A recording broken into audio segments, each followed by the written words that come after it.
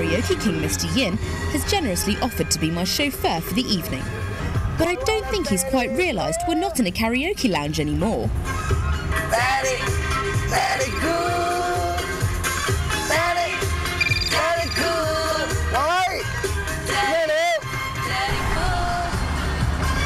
One of the great things about Hong Kong is that it's a relatively small pond. And even though the competition can be pretty tough, it's that much easier to become a big fish. Someone who's done just that is TV presenter Kathleen Wood. Known as the territory's sexy, savvy sports chick, Woody's been in Hong Kong for about 2.5 years. And in that time, she's become one of the most recognised faces around town.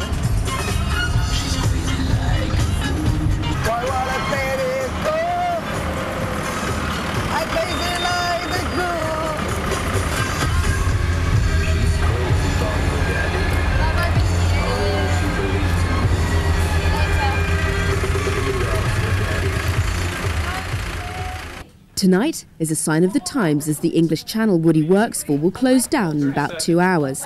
But like the brave little soldier she is, Woody puts on her cable makeup for the last time because the show must go on. Well, I had a few friends who lived out here and they said Hong Kong was the kind of place that if you were quite outgoing and were quite ambitious, it was a place to come to, especially before the handover.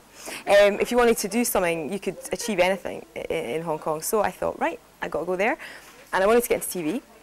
I heard there was opportunities to do that here. Also, I heard that Hong Kong was a good party place. So I wanted to come here. When I arrived, I didn't feel like an outsider at all. Not at all. I mean, the Chinese are very rude in Hong Kong, I think. They're a bit cheeky. And that took a wee while to get used to. But I think once you get used to anything, you know, it's fine. But the bad thing I think about Hong Kong is the expats tend to really stick to themselves. You know, I don't see a huge kind of crossover there. You know, the expats go to the same bars. Any bars that I go to, it's all Gweilo bars, restaurants, pretty much the same. You know, if anybody has to go for dim sum, it's like, oh God, I'm not going for dim sum, you know, which is really kind of bad. Still to come on this final edition of Hong Kong Now, we'll take a look back into the archives of the program. And we'll go back almost. Most of us here have been here in the highlights. I mean, I've definitely been here over the best time, I think, over the handover, which is something that I don't think anybody will experience. Well, I mean, of course you're going to experience things like that, but I mean, that's just such a part of history, and I don't think any of us will realise until years to come just how much, you know, that was of history. And we saw it, we were here, we felt it, we were here, we saw the whole thing. But I do think it's coming to an end. I think for me personally, it's time to move, and I think for lots of people, it's time to leave Hong Kong.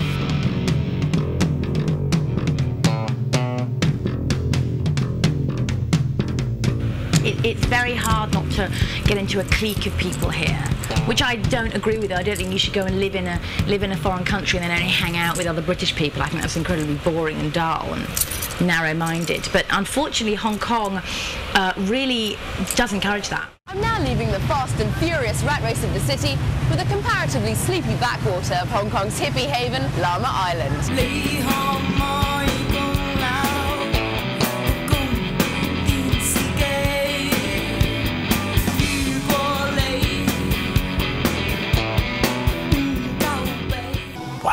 There's a big melting pot here on Llama Island. It's a good mix of Westerners and Chinese.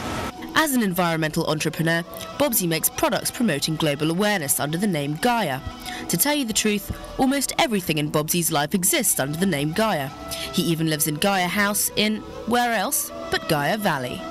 I live here on beautiful Llama Island, and I live a peaceful, healthy, quiet life. Llama Island is my home. I think of this place here and now as my home. This is where my heart is. What does the future hold for you in Hong Kong? The future is now.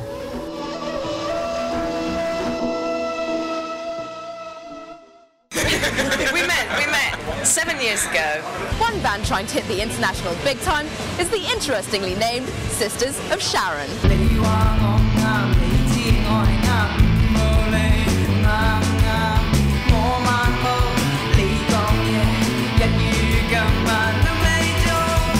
Because we are slightly more of a novelty, we can get into the pet press and we're well known here in Hong Kong, which in the UK perhaps maybe we wouldn't.